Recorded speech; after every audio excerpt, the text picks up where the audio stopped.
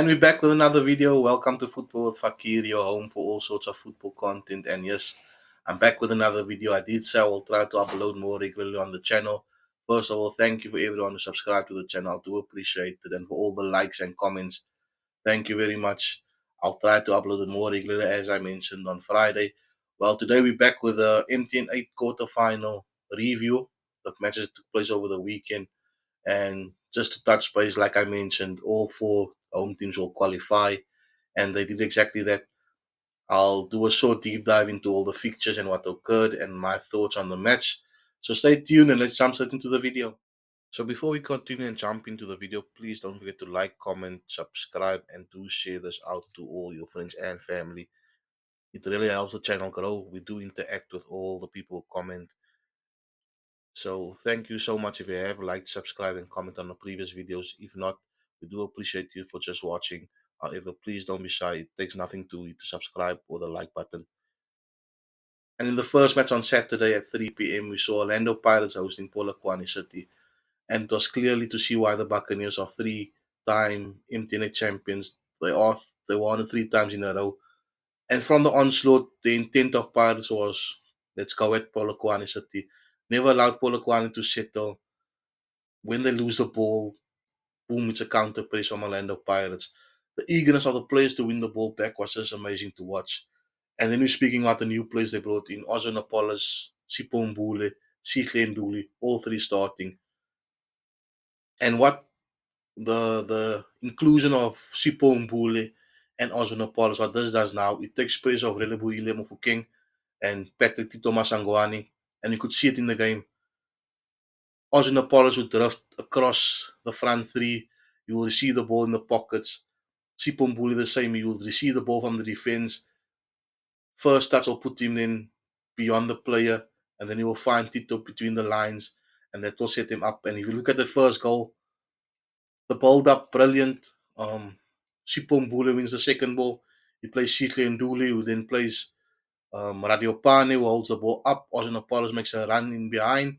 He slips him through and a beautiful finish to make it 1-0. The second goal, same thing.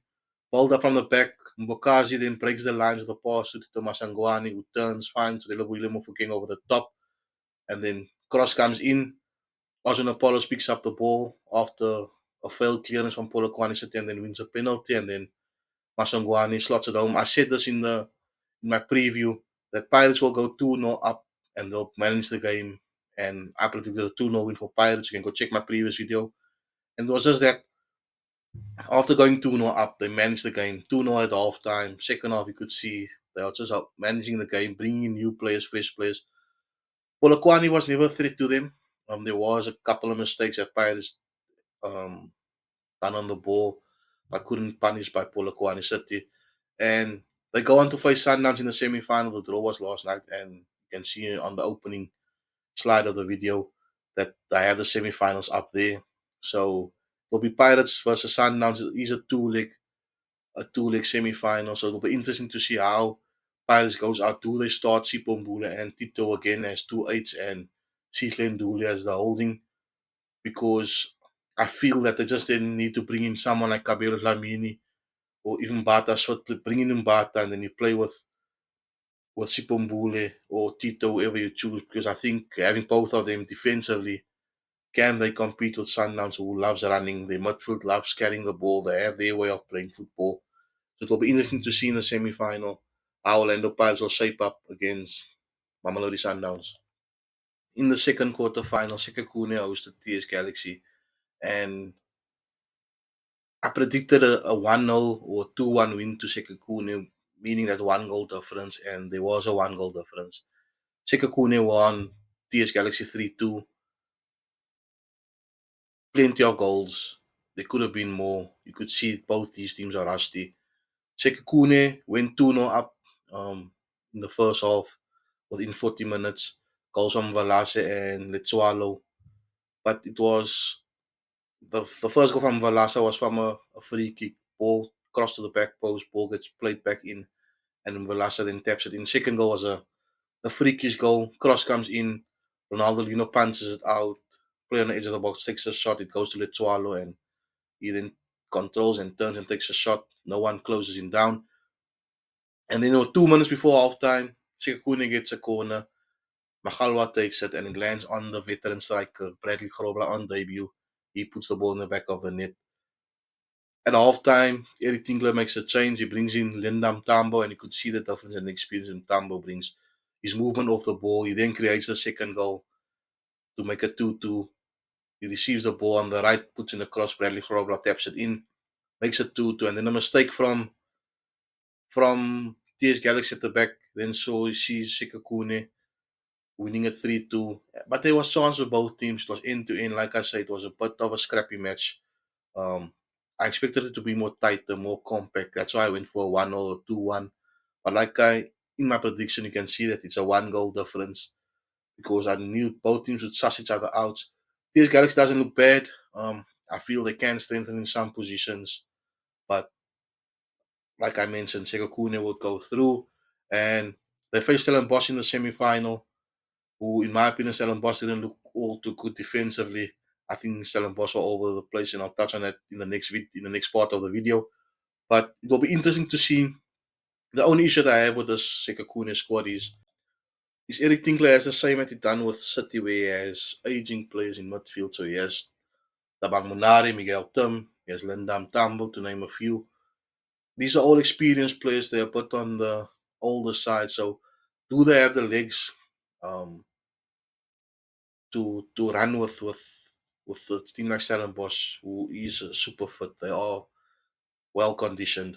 So it will be things like that. It will be interesting to see. But the experience that he brought in is there to win him a trophy. And like I mentioned in the previous video on Friday, that Sekhukhune are chasing that maiden trophy in professional football.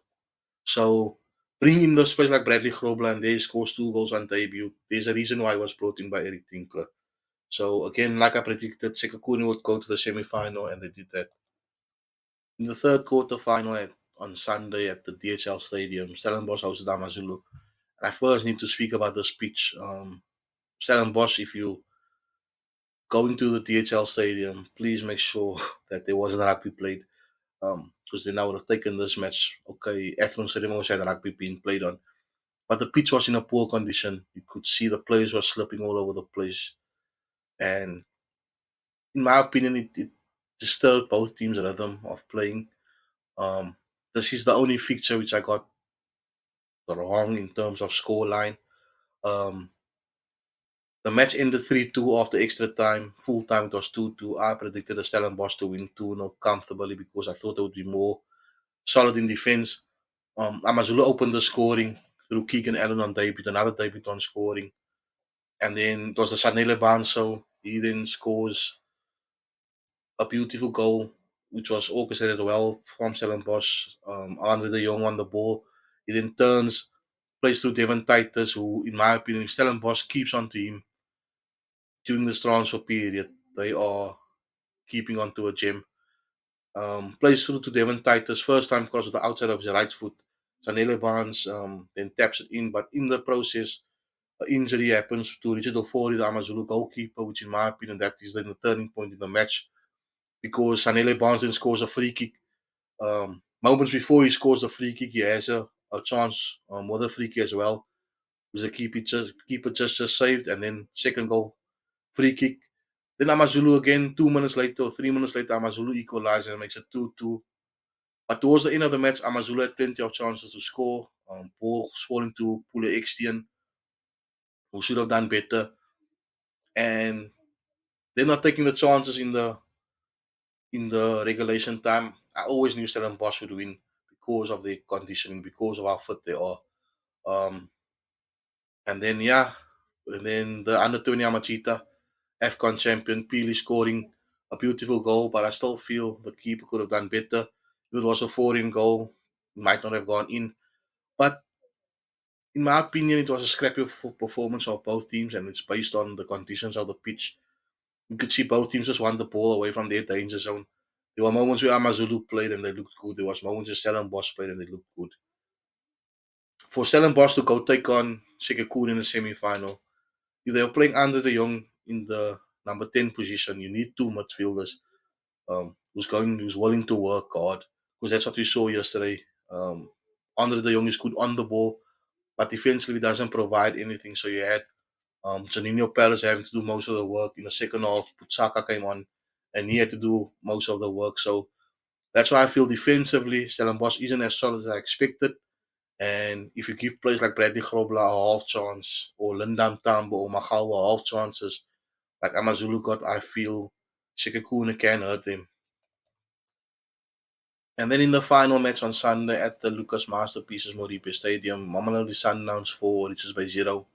Typical Sundowns performance. I said this, they'll win 2-3 0 comfortably. They went on and win 1-4 0. Always in control of the match, and typical Sundowns performance, dominating position and being clinical up front. I mean, Allende in midfield, Reines doing what he does, scoring two, Mabena coming on from the bench and then scoring one, and also Richards by scoring an own goal. Um, they go on to the semi final facing Orlando Pirates, who knocked them out of the MTN 8 last season. Again, it's what you want to see early on in the season. Two teams who you expect to be first and second in the Betway Premiership going at it, so these two teams can see where they are in terms of how we can come. Do we have, are we as quality as we expect? Sorry to put it in that words. I was just trying to find my words. But if you look at both these teams fully stacked across the park, can bring on a second 11 and still do the job. So it'll be interesting to see again in the semi final. Can Pirates upset Sundowns again? Or do Sundowns come back for revenge and then go for a cup, because only last year they only won the Betway Premiership. But it'll be interesting to see the midfield battle, like I mentioned. If you have someone like you that Pirates has Sisley and Dooley, Tito, and the Master Chef Shipombu in midfield, you need someone more defensively if you're playing against a Mamelodi Sundowns, because players like Allende, players like Tibogo Mokoena, they are players like Tembazwani, they want the ball in those half spaces. The same way Pirates played on Saturday. Sundowns do play the same type of football. So interesting matchup, interesting semi-finals. What we love to see. So we will have then in the final David versus Goliath. Because you have Sundowns versus Pirates, only one can go through. And then Sekhukhune versus Stellenbosch being the smaller team, which you can see in the final again. And that is the end of the video. Thank you for watching. I do appreciate it. Please don't forget to like, comment, and subscribe. And yeah, like I mentioned, I would like to upload more regularly. I'm trying to upload more regularly. Thank you once again for all the support. I do appreciate it. And let me know your thoughts in the comments. Who do you think will go all the way and win the MTN? It will be the last man standing. So thank you very much once again. Thanks for tuning into your home for all sorts of football content. It's me, Fakir. Thank you.